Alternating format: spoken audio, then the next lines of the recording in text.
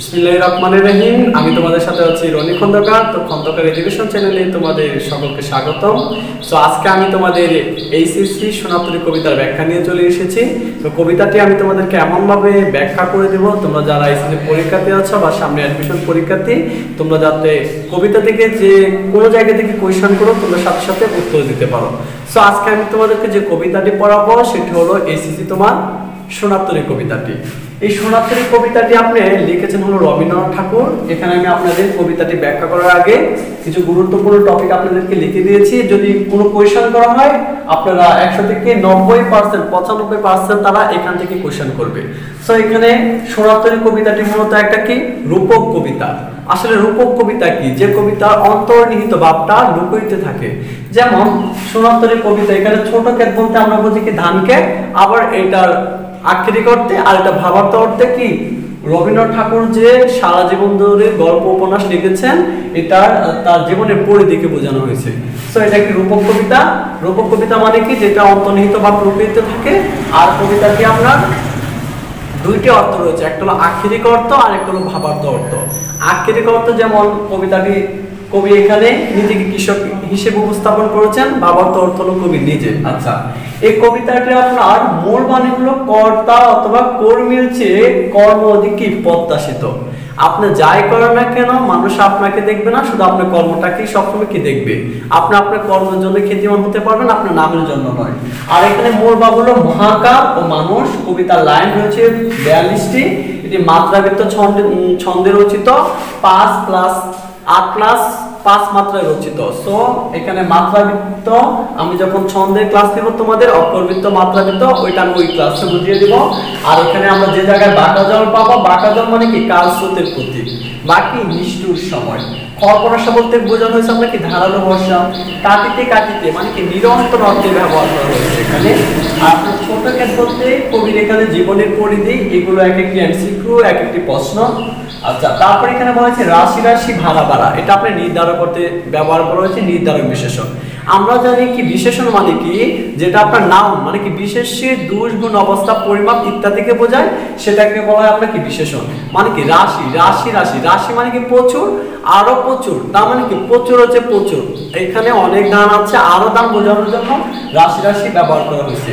যেমন ভাড়া মানে কি ধান রাখার পাত্র, ভাড়া ভাড়া মানে কি পাত্রের সমষ্টিকে বোঝানো হয়েছে। আচ্ছা, এখানে সোনাতরী হলো আপনার মহাকালের প্রতীক, মানুষের কর্মফলের চেতনা। সোনার দান হলো মানুষের সৃষ্টিকর্ম, তরে ভিতরে মানে কি সুবিন্যস্ত হবে। আর এখানে দ্বিরুক্ত শব্দ ব্যবহার করা হয়েছে 3 বার। শেষের কবিতা এটা কি রবীন্দ্রনাথ ঠাকুর উপন্যাস। আপনাদের যদি কোশ্চেন করা এখান থেকে কোশ্চেন করবে, আমি একটু সরে আছি, আপনাদের যাদের দরকার স্ক্রিনশট দিয়ে এটা খাতায় নোট করতে পারেন। এখন আমি আপনাদেরকে কবিতা ব্যাখ্যায় চলে যাব। কবিতা। গগনে গরুজি মেঘ গণবর্ষা, কুলে একা বসে আছি নাহি ভরসা। গগন শব্দের অর্থ হলো আকাশ, গর্জে মানে কি গর্জন করছে, ঘন ঘন মানে কি তুমুল, বর্ষা মানে কি তুমুল বর্ষাকাল। আসলে একজন কৃষক, এই কবিতার আসলে মূল ভাবটা আগে একটু বলে নেই। একজন কৃষক একটা দ্বীপের মাঝে, চারদিকে পানি, একটা দ্বীপ, ওইখানে তার বীজ রোপণ করেন, ওইখানে ধান ফলন, যখন তিনি তার ধান ফলে ওই ক্ষেতে, তখন বর্ষাকাল চলে আসে। তখন কৃষক কি করে, ওই ধানগুলা কেটে আপনার যখন সুবিন্যস্তভাবে সাজিয়ে রাখে ধান রাখার পাত্রের মাঝে, তখন চারদিকে আপনার ঘনঘোর আশঙ্কা আর হলো আপনার কি স্রোতের উদ্দামতার কারণে কবির মনে ঘনঘোর আশঙ্কা সৃষ্টি হয়। কারণ কখন জানি স্রোতে তার ধানগুলো ভাসিয়ে নিয়ে যায়। কারণ সে এত কষ্ট করে তার সোনার ধানগুলো ফলানোর পর যদি ধানগুলো বন্যায় বা নদীর পানিতে মিশে যায়, তাহলে তার সারা জীবনের স্বপ্ন কি হবে, বৃথা হবে। এই জন্য কবি একজন মাঝির অপেক্ষা করেন, শেষ পর্যন্ত তিনি একজন মাঝিকে পান। তারপর মাঝিকে নৌকা অনুরোধ করেন তার নৌকায় ধানগুলো তুলে দেওয়ার জন্য। তারপর মাঝি কি করলো, ধানগুলো তুলে নিল, কিন্তু কি করলো আপনার রবীন্দ্রনাথ ঠাকুরকে, অর্থাৎ কৃষক যিনি রবীন্দ্রনাথ ঠাকুর, তিনি ওইখানেই রয়ে গেলেন, তাকে আর নিতে পারলো না। অর্থাৎ কবিতাটার মূল কথা, আপনি পৃথিবীতে যাই করেন আপনার কর্মটা মানুষ দেখবে, কিন্তু আপনার নাম বা খ্যাতি ওইটা দেখবে না, আপনার কর্মটাই বেশি প্রাধান্য দিবে। অর্থাৎ তার হচ্ছে যে কর্মটাকে অধিক প্রত্যাশিত। আর এটা যদি আমি ভাবার্থ দেখি, কবি রবীন্দ্রনাথ ঠাকুর যে আপনার এতদিন পর্যন্ত গল্প, কবিতা, উপন্যাস লিখে গেছেন, এখন তার জীবনের প্রায় শেষ সময় চলে এসেছে। তিনি হয়তো ভাবছেন যে তার মৃত্যুর পর মানুষ কি তার এই গল্প, কবিতা, উপন্যাসগুলো পড়বে কিনা, এই জন্য কবির মনে শুরু হয়েছে গণকর আশঙ্কা। তাই কবি বা এগুলো কি করেছেন, ব্যক্ত করে গিয়েছেন। সো আমি কথা না বাড়িয়ে, ভিডিওটা যেহেতু বড় হয়ে যাচ্ছে, আমি আমার কবিতা ব্যাখ্যায় চলে যাই। গগনে গরুজে মেঘ ঘন বর্ষা, কুলে একা বসে আছি নাহি ভরসা। গগন অর্থ আকাশ, গর্জে মানে কি গর্জন করছে, মেঘ এখানে বলতে প্রতিকূল আবহাওয়া, ঘন বর্ষা মানে কি বর্ষাকাল, অর্থাৎ বর্ষাকালে আকাশে মেঘ গর্জন করতেছে অথবা কি ডাকতেছে। কুলে একা বসে আছি নাহি ভরসা, ভরসা মানে কি আশ্বাস, কোনো তিনি আশ্বাস পাচ্ছেন না, তিনি কোনো আস্থা পাচ্ছেন না। কুলে একা, কৃষক যখন তার সোনার সম্পদ ধান নিয়ে ওই নদীর পাড়ে বসে থাকেন, নদীর কূলে, তখন আপনার আকাশের অবস্থা ভালো ছিল না, প্রতিকূল আবহাওয়া, মানে আবহাওয়াটা ভালো না, মানে কি চারদিকে কি বর্ষাকাল, যেহেতু কখন জানি বৃষ্টিতে তার সোনার ধানগুলো নিয়ে যায়, এই জন্য তিনি কি করেন, কুলে, নদীর কূলে বসে আছে, তিনি কোনো ভরসা পাচ্ছেন না তার সোনার ধানগুলো এখান থেকে নিতে পারবেন কি পারবেন না, এই জন্য তার মনে শুরু হয়েছে কি ঘনকর আশঙ্কা। পরে বলা হয়েছে কি রাশি রাশি ভাড়া ভাড়া ধান কাটা হলো সারা। আমরা জানি রাশি মানে কি অনেক অথবা প্রচুর, তার মানে কি রাশি রাশি অনেক প্রচুর ধান কাটা হয়েছে। ভাড়া মানে কি ধান রাখার পাত্র, ভাড়া ভাড়া বলতে আমি কি বুঝাই, ধান রাখার যে পাত্র, সেই পাত্রের সমষ্টিকে কবি বুঝিয়েছেন। কবি বলেছেন যে অর্থাৎ কবি মানে কি কৃষক আক্ষেপে করতে, কৃষক অনেক ধান কেটে ধানগুলোকে তার পাত্রে রাখা হয়েছে।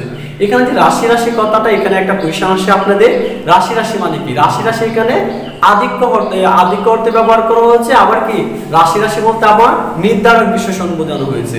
যেহেতু আমরা জানি নাউনের দুইগুণ অবস্থা, অর্থাৎ বিশেষের যে দুইগুণ অবস্থাকে কি বলা হয়, বিশেষণ। এখানে আমি যদি কেমন দ্বারা প্রশ্ন করি, তাহলে আমি বিশেষণ উত্তর মানে পেয়ে যাই। যেমন রাশি দান, কেমন কেমন দান, প্রচুর দান। রাশি কথার অর্থ হলো কি প্রচুর, আর রাশি রাশি মানে কি নির্ধারক অর্থে নির্ধারক বিশেষণ। আরো বেশি বোঝানোর জন্য কথাটি কবি কি করেছেন, ব্যবহার করেছেন। আর ভাড়া মানে কি ধান রাখার পাত্র, ভাড়া ভাড়া বলতে ধান রাখার পাত্রের সমষ্টি, তার মানে কবি বুঝিয়েছেন তিনি অনেক ধান কাটার পর সেগুলোকে পাত্রে সাজিয়ে রেখেছেন। ভরা নদীর খুর ধারা খড় পরশা, কাটিতে কাটিতে ধান এলো বর্ষা। দেখেন ভরা নদী মানে কি নদীতে পানি ভরপুর, খুর ধারা মানে কি খুরের মতো দাঁড়ানো স্রোত। খুর কি, যেমন দেখবেন আপনার নাপিতে আপনার চুল কাটার জন্য যে খুর ব্যবহার করা হয়, ওই খুর যেমন ধারালো, বর্ষাটাও তেমন ভারী। তাই কবি বলা হয়েছে রাশি রাশি ভাড়া ভাড়া ধান কাটা হলো সারা, মানে কি ধান কাটা শেষ, ভরা নদীর খুর দ্বারা, নদীতে খুরের মতো স্রোত কি করতেছে, বিরাজ করতেছে। খড় পরশা মানে কি ধারালো বর্ষা, বর্ষাটা এতই বাড়ি, খুর যেমন ধারালো, সে বর্ষাকালটা তেমন কি ধারালো। কাটিতে কাটিতে ধান এলো বর্ষা, মানে কি ধান কাটতে কাটতে কবির কি এসেছে, বর্ষাকাল। কবি যখন বীজ রোপণ করেছিলেন তখন কিন্তু আপনার বর্ষাকাল ছিল না, কিন্তু তিনি যখন ধান ফলন হলো তখন তার কি ধান কাটতে কাটতে বর্ষাকাল চলে এসেছে। এখানে আপনাদের একটি কোয়েশ্চন আসে, আপনার কাটিতে কাটিতে কোন অর্থে ব্যবহার করা হয়েছে, নিরন্তর অর্থে। পরে বলা হয়েছে আপনার একখানি ছোট ক্ষেত আমি একলা, চারদিকে বাঁকা জল করেছে খেলা। কবি বলতেছে এই যে একটা ছোট ক্ষেত, চারদিকে ছোট ক্ষেত, এখানে আমি কি একলা, এখানে কবি কি নিঃসঙ্গ মানে একা কিন্তু অবস্থা কি করেছেন, প্রকাশ পেয়েছেন, মানে কি চারদিকে একখানি ছোট ক্ষেত। এখানে আরেকটা প্রশ্ন আসছে আপনার ছোট ক্ষেত বলতে কবি কি বুঝিয়েছেন, ছোট ক্ষেত বলতে পৃথিবী, অর্থাৎ কবির জীবনের পরিধিকে বুঝিয়েছেন। একখানি ছোট ক্ষেত আমি একলা, কবি বলতেছে। আর এর বাবার্থ অর্থ যদি আমরা দেখি, কবির যে বিশাল সাহিত্য সাম্রাজ্য জগৎ, সেখানে কবি কি একা পড়ে আছেন। চারদিকে বাঁকা জল করেছে খেলা, এখানে আরেকটি প্রশ্ন আসে বাঁকা জল কি, বাঁকা জল হলো আপনার কি কাল স্রোতের কি প্রতীক, আমি এখানে লিখে দিয়েছি বাঁকা জল কাল স্রোতের প্রতীক, বাকি নিষ্ঠুর সময়। বলতেছে চারদিকে এই কি বাঁকা জল, কাল স্রোতটা কি করতেছে, খেলা করতেছে। পরপারে দেখি আঁকা তোর চা বসি মাকা, পরপার বলতে কবি যে পারে আছেন, অর্থাৎ নদীর যে পারে তিনি রয়েছেন, তার সোনার সংবাদ নিয়ে ওইখান থেকে যে নদীর ওই পারে যে গ্রামটা, সেটাকে বোঝানো হয়েছে। আর যদি বাবার তো অর্থ দেখি, এখানে কবি যে পারে আছেন এটা হলো ইহকাল, কবি যে আর এখান থেকে যে পার দেখতেছেন সেটা হলো কি পরপার। তার মানে তিনি বলতেছেন চারদিকে বাঁকা জল পড়েছে খেলা, পরপারে দেখি আঁকা। তিনি দেখতেছেন নদীর পারে যে গ্রামটা, ওই গ্রামটা মেঘে ঢাকা, পরপারে দেখি আঁকা, তোর ছায়া মৌসুম আঁকা। তোর মানে কি গাছ, ছায়া মানে কি গাছের ছায়া, মৌসুম মানে কি কালো রং, কালির রং। গ্রামখানি মেঘে ঢাকা প্রভাত বেলায়। কবি দেখলেন তিনি যে পারে আছেন, এই পার থেকে ওপারে যে গ্রামটা সকাল বেলায়, ওই গ্রামটা গাছের ছায়া কালোর মধ্যে কি আছে, ঢাকা আছে। এর ভাবার্থ অর্থ যদি আমরা দেখি, কবি হয়তো ভাবছেন যে তার মৃত্যুর পরে জীবনটা গাছের ছায়ার মধ্যে কি থাকবে, কালো হয়ে কি ঢাকা থাকবে। পরে বলা হয়েছে কি, এপারে ছোট কে আমি একলা। কবি বলেন তার পৃথিবী বা চিন্তা জগতে তিনি একলা, তার সাহিত্য সম্রাট জগতে কবি একলা। গান গেয়ে তরিবি এই আসে পারি, দেখি যেন মনে হয় তিনি উহারে।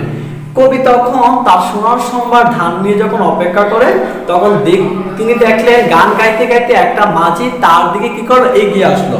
গান গেয়ে তরি মানে কি নৌকা বেয়ে তার পারে কি করলো, একটা মাঝি আসলো। দেখে যে না মনে হয় চিনি উহারে। কবির মনে হলো তিনি যে মাঝিকে দেখেছেন সে তার কি পূর্ব পরিচিত। ভরা পালে চলে যায়, কোনো দিকে নাহি চায়, ঢেউ পুরায় ভাঙে দুধারে। বলতেছে ভরা পাল মানে কি, নদীতে যে নৌকা চলাচল করে, ওই নৌকার পাল যদি আপনি তুলে দেওয়া হয়, ওই নৌকাটা তার স্বাবলম্ব গতিতে মানে বইটা ছাড়াই বাতাসের সাথে কি থাকে, চলতে থাকে। এই জন্য কবি বলেছেন ভরা পালে চলে যায়। ওই নৌকার মাঝি নৌকার পাল তুলে দিয়ে আছে এবং তিনি নৌকাতে বসে আছেন, কোনো দিকে নাই চায় মানে তিনি কোনো দিকে তাকাচ্ছেন না। ঢেউগুলো নিরুপায় ভাঙে দুধারে।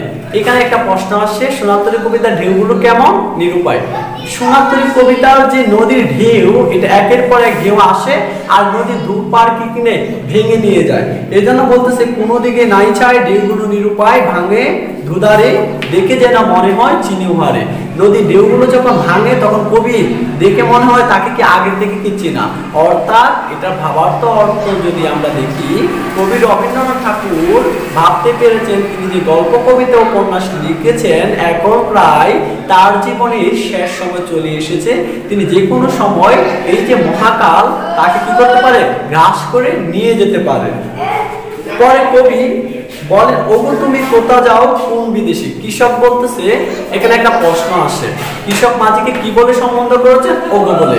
তিনি মাঝিকে বলতেছেন ওগো তুমি কোথা যাও কোন বিদেশে। বিদেশ কথার অর্থ মানে কি চিরায়িত শিল্প লোক। তুমি কোথা যাও কোন বিদেশে, বারেক বিরাও তরি কুলিতে এসে। বারেক মানে কি একবার, বিরাও মানে কি ফিরাও, তরি মানে কি নৌকা। কবিতাকে অনুন্নয় প্রকাশ পেয়েছে এখানে। আপনার কৃষক মাঝির প্রতি অনুন্নয় মানে কি দয়া অনুরোধ জানিয়েছেন যে তার সোনা দানগুলো, তার যে নৌকায় তিনি যাচ্ছেন ওই নৌকাটাকে একবারের জন্য ফিরিয়ে হলে তার যে সোনার সম্পদ দানগুলো আছে এগুলো পার করে দেওয়ার জন্য। তারপরে সে বলছে যে যেতে চাও, যারে খুশি তারে নাও, শুধু তুমি নিয়ে যাও ক্ষণিকে হেসে আমারই সোনার দান কুলিতে এসে।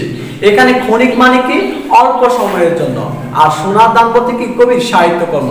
কবি তখন মাঝিকে বলতেছে মাঝি তুমি একবারের জন্য নৌকাটা আমার এখানে ফিরাও, আমার সোনার দানগুলো তুমি কি করো, পার করে দাও। পরে তোমার যেখানে ইচ্ছা তুমি সেখানে যেও, আমার যে সোনার ধান যে সাহিত্যকর্মগুলো, ভাবার্থ অর্থ যদি আমরা ভাবি যে সাহিত্যকর্মগুলো তুমি যাকে ইচ্ছা তাকে সোনার ধানগুলো দিয়ে দিও, আমার দরকার নাই। আমি যে সারা জীবন কষ্ট করে এই সোনার ফসল আপনার পলন ফলিয়েছি, তুমি সেটা যাতে ভিতা না যায়, তুমি আমার সোনার ধানগুলো কি করো, পার করে দাও, বাকি তুমি নিয়ে যাও। তখন আপনার আমার সোনার দান কুলেতে এসে বলতেছে, কুলেতে এসে তুমি আমার সোনার দানগুলো নিয়ে যাও। তখন বলতেছে মাঝি বলে যত চাও, কবি বলতেছে সরি কৃষক বলতেছে যত চাও তত লও, তরণী পড়ে আর আছে আর নেই দিয়েছে পড়ে। বলতেছে তোমার যত ইচ্ছা, তরণী মানে কি নৌকার উপরে তোমার এই ধানগুলো নিয়ে যাও। আর তারপর ধানগুলো তোলার পর মাঝি কৃষককে জিজ্ঞাসা করলো আর আছে, তখন সে বলতে আর নাই দিয়েছি বলে। বলছে এতকাল আমি নদীর পাড়ে জানিয়ে পড়েছিলাম, সবকিছু তোমার নৌকায় তুলে দিয়েছি, আর কিছু নাই। অর্থাৎ তিনি এর ভাবার্থ অর্থ যদি দেখি, তিনি এতকাল যে সাহিত্যকর্মগুলো তিনি লিখেছেন সবগুলো তিনি কি করেন পৃথিবীতে আমাদের জন্য রেখে গেছেন, এবং তিনি এখন একা পড়ে রইলেন পৃথিবীতে। এতকাল নদী কুলে যাহা লয়ে চিনু বলে সকলে দিলাম তুলে তরে ভিতরে। নদীকূলে মানে কি এই পৃথিবীতে, আর তরে ভিতরে মানে কি সুবিন্যস্তভাবে বাকি সাজিয়ে গুজিয়ে এখন আমারই লোভ পূরণ করে। তখন কৃষক বলতেছে মাঝিকে বলতেছে, আমি এতকাল এই নদীকূলে যা নিয়ে পড়েছিলাম, যে ফসল উৎপাদন করেছিলাম, আজ সবকিছু আমি তোমাকে দিয়ে দিয়েছি, এখন তুমি করুণা করে শুধু আমাকে নিয়ে যাও। অর্থাৎ বাবার অর্থ যদি দেখি, কবি রবীন্দ্রনাথ ঠাকুর যে সাহিত্য কর্মগুলো এতদিন লিখেছেন সবগুলো মহাকালে কি করেছেন, ভাসিয়ে দিয়েছেন। এখন মহাকাল আমাদের জন্য পৃথিবীতে রেখে গিয়েছেন, এখন তিনিও চাচ্ছেন কি পৃথিবীতে কি করতেন, থেকে যেতেন। তার মানে এখন আমারই লোক করুণা করে, তার মানে কি তার অনুনয় মানে কি তার অনুরোধ প্রকাশ করেছেন তাকে নেওয়ার জন্য। তখন মাঝি বলতেছে, ঠাই নাই ছোট সে তরি, আমারই সোনার দানে গিয়েছে বলি। ঠাই নাই মানে কি জায়গা নাই, ঠাই নাই ছোট সে তরি মানে আমার নৌকাটা ছোট, এখানে আর কোনো কি জায়গা নাই, আমারই সোনার দানে গিয়েছে বলি। বলতেছে আমার সোনার দানে নৌকাটা ভরে গেছে। যখন কৃষক ধানগুলো এপার থেকে ওপারে পার করতে পারছিল না, তখন তিনি মাঝিকে দেখে বলেছিল, তুমি আমার ধানগুলো নিয়ে যাও, যাকে ইচ্ছে তাকে দাও। এই জন্য মাঝি কি করলো, সে ধানগুলো সে নিজে নিয়ে গেল।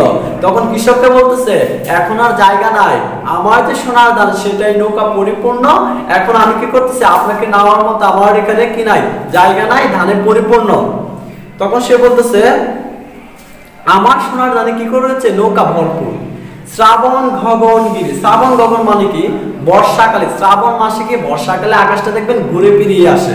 শ্রাবণ গগন ঘিরে ঘন মেঘ ঘুরে ফিরে শূন্য নদীর তীরে রহিনু করি যাহা ছিল নিয়ে গেল সোনার করি।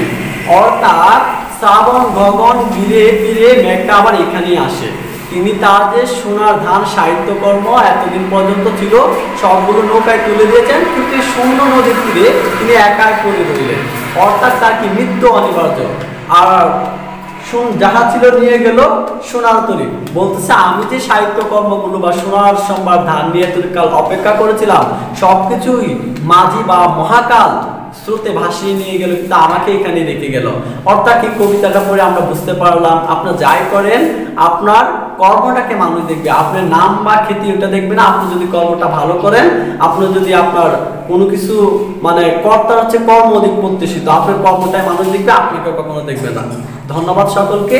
সো আমার পরবর্তী ক্লাস পাওয়ার জন্য আমার খন্দকার এডুকেশন পেজটাকে সবাই ফলো করে দাও, আর যারা ইউটিউবে আছো তো আমার চ্যানেলটাকে সাবস্ক্রাইব করে দাও। ধন্যবাদ সবাইকে। আসসালামু আলাইকুম।